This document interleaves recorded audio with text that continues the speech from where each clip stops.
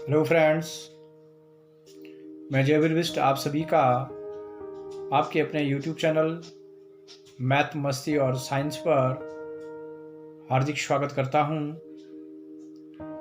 दोस्तों, आज जिस विषय पर हम चर्चा करने वाले हैं, जिसके बारे में हम जानने वाले हैं, वो है बहुपदों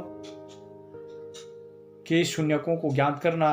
हमारे पास द्विघाती बहुपद हैं, उनके शून्यकों को ज्ञात करना, उसके शून्यकों और गुणांकों के बीच में संबंधों की सत्यता की जांच को करना कि किस तरह से शून्यकों का योगफल और शून्यकों का गुणनफल के बीच और गुणांकों के बीच में क्या संबंध होता है।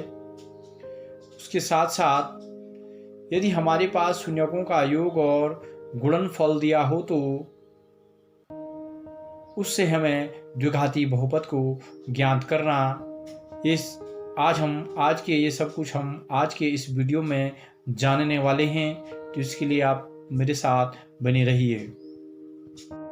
चलिए अब शुरू करते हैं आज के विषय को। प्रश्नावली 2.2 का जो पहला प्रश्न है वो हमारे पास इस तरह से है कि निम्न द्विघात बहुपदों के शून्य ज्ञात कीजिए और शून्यकों तथा गुणांकों के बीच संबंध की सत्यता की जांच कीजिए। ये हमारे पास इस प्रकार से प्रश्न है और इसका मैं प्रश्न नंबर 1 लेके चलता हूँ।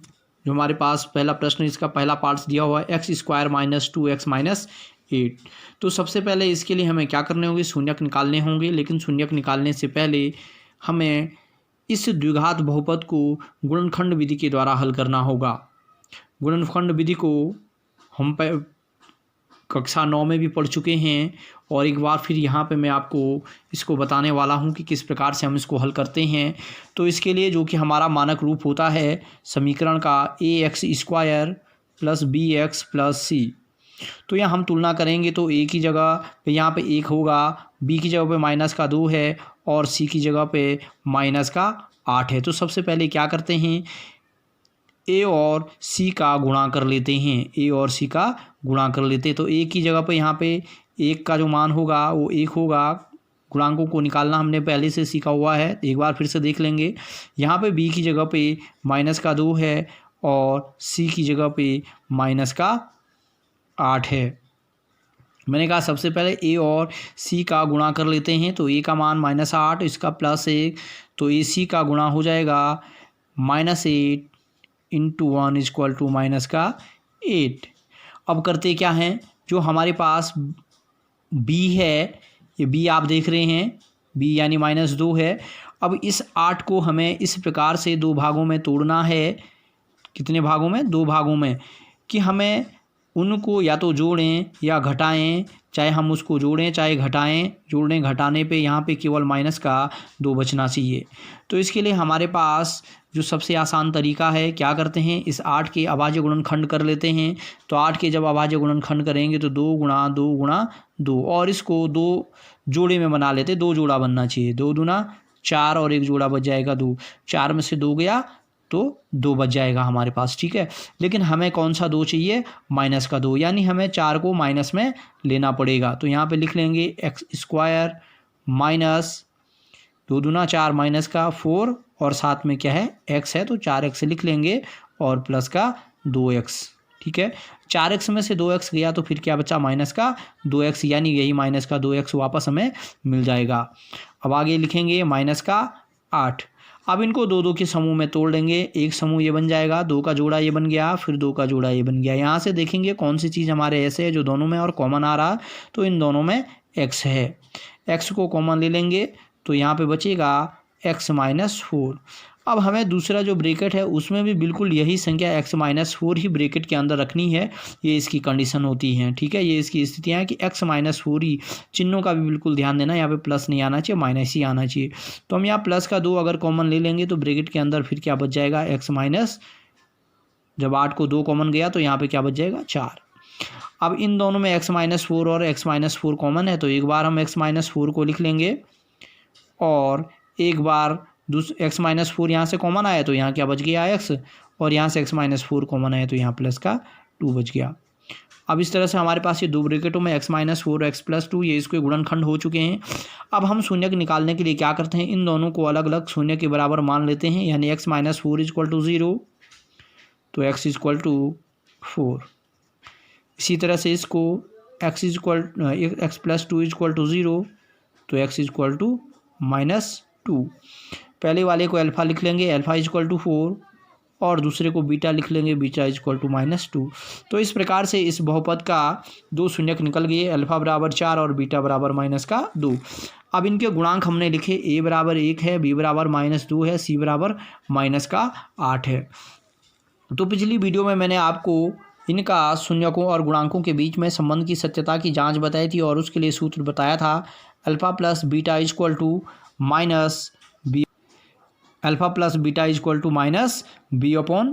यहाँ पे -b/a होगा और अल्फ़ा का मान कितना है, अल्फ़ा का मान लिख लेंगे, अल्फ़ा का मान अभी निकला है यहाँ पे 4 है, 4 लिख लेंगे और बीटा का मान -2 ये लिख लेंगे। ठीक है, तो 4 - 2 चिन्हों का बिल्कुल ध्यान रखेंगे, माइनस का है तो माइनस लिखेंगे, प्लस का है तो प्लस लिखेंगे। अब इसके बाद यहाँ पे लिखा -b/a, तो माइनस का माइनस तो लिख लेंगे, b की वैल्यू चाहे माइनस हो प्लस हो ध्यान में रखेंगे। तो b का वैल्यू यहाँ पे क्या था, ये -2 है, तो ब्रैकेट के अंदर लिख लेंगे -2 और उसके साथ अपॉन a लिखा है। a की वैल्यू कितनी थी, यहाँ पे लिखा है 1 निकला था, तो 1 का जो मान है वो 1 है।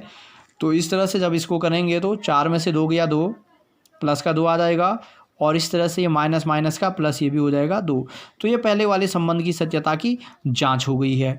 इसी तरह हमारे पास जो दूसरा होता है वो होता है अल्फ़ा इंटू बीटा यानी अल्फ़ा गुणा बीटा बराबर c/a। तो अल्फ़ा और बीटा यानी 4 गुणा -2 और बराबर c का मान होता है -8, तो -8/1। तो 4 का गुणा 2 के साथ करेंगे, लेकिन ये -2 है तो इसलिए इसको -8 आ जाएगा और ये भी -8। तो इस तरह से इनके बीच में संबंध की सत्यता की जांच हो गई है। तो ये हमारा इस तरह से इस प्रश्नावली के अन्य प्रश्नों को हम हल कर लेंगे और इनके बीच में भी बिल्कुल इसी प्रकार से हमें क्या करनी है, संबंधों की सत्यता की जांच करनी है। अब आएंगे हम इस प्रश्नावली के प्रश्न नंबर 2 पर। प्रश्न नंबर 2 को देखेंगे। अब हम इसी प्रश्नावली 2.2 का दूसरा प्रश्न देखेंगे। लिखा है प्रश्न नंबर 2, द्विघात बहुपद ज्ञात कीजिए जिसके शून्यकों का योग और गुणनफल दिया है। हमें वो द्विघात बहुपद ज्ञात करना है, द्विघाती बहुपद ज्ञात करना है जिसके शून्यकों का योग है। तो पहला वाला क्या लिखा है, शून्यकों का योग है, दूसरा गुणनफल है। यानी शून्यकों का योग मतलब अल्फ़ा प्लस बीटा बराबर 1/4 और दूसरा लिखा है शून्यकों का गुणनफल यानी अल्फ़ा इंटू बीटा बराबर -1। इसको हल करने के लिए हमारे पास कई सारे तरीके होते हैं, लेकिन मैं आपको एक साधारण सा बहुत ही आसान तरीके से एक सूत्र बताने वाला हूं जिसमें मान रखकर हम सीधे इसको कर सकते हैं। तो x² माइनस मूलों का योगफल यानी alpha plus beta into x और प्लस मूलों का गुणनफल यानी अल्फ़ा इंटू बीटा। अब क्या करना है, मैं यहाँ पे x² माइनस इस ब्रैकेट के अंदर अल्फ़ा बीटा का मान रख देंगे, तो ब्रैकेट के अंदर 1/4 और x और धन यहाँ पे अल्फ़ा इंटू बीटा की जगह पे अल्फ़ा बीटा का मान रख देंगे, तो ये क्या -1। तो इस तरह से वैल्यू रख दी। अब ये हो जाएगा x² माइनस 1/4x और प्लस का माइनस। लेकिन हमारे पास जो इसका स्टैंडर्ड रूप होता है यानी मानक रूप, वो x² + bx + c के रूप में होता है, यानी हर में कुछ नहीं होता है, ये नीचे नहीं होता है। तो सबसे पहले क्या कर लेंगे, इसके हर को समान कर लेंगे। तो हर को जब समान करेंगे तो इसका इसके साथ गुणा 4x²। यहाँ सब 1 लिखने की आवश्यकता नहीं होती है क्योंकि 1 का मतलब x का x ही है, -x और इसका साथ करेंगे तो -4। अब इसका हर समान हो चुका और यही हमारा इसका क्या हो जाएगा, आंसर हो जाएगा। अब हमें नीचे जो हर में 4 है उसको लिखने की आवश्यकता नहीं है। ठीक है, इस तरह से ही हमारे पास आ गया।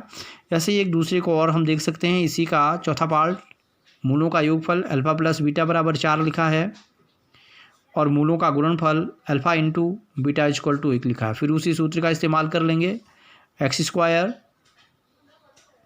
माइनस अल्फ़ा प्लस बीटा ये इंटू x और प्लस अल्फ़ा बीटा यानी 1, तो ये हो जाएगा x² माइनस 4x और प्लस 1। तो इस तरह से हम इनके ये द्विघात समीकरण हमें यानी द्विघात बहुपद हमें क्या हो गए, प्राप्त हो गए हैं और इस तरह से हम इनको कर लेंगे। इस प्रश्नावली के अन्य प्रश्नों को भी बिल्कुल इसी तरह से करना है। और ये बोर्ड की दृष्टि से भी काफ़ी इम्पोर्टेंट होते हैं, तो इनको विशेष ध्यान देकर हम सभी करेंगे। आशा है कि आप सभी लोगों को समझ में आया हो। अगर आपको मेरा ये वीडियो अच्छा लगा, पसंद आया, तो आप इसको लाइक, सब्सक्राइब और शेयर अवश्य कीजिए।